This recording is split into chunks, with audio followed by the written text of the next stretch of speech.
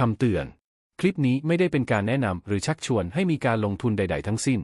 และไม่มีเจตนาในการระดมทุนหรือการฝากเล่นเพื่อผลกำไร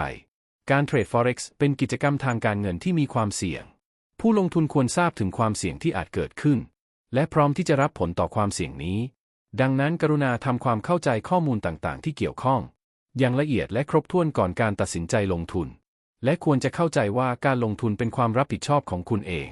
ผู้ลงทุนต้องรับผิดชอบต่อการตัดสินใจของตนเองและความเสี่ยงทางการเงินที่อาจเกิดขึ้นได้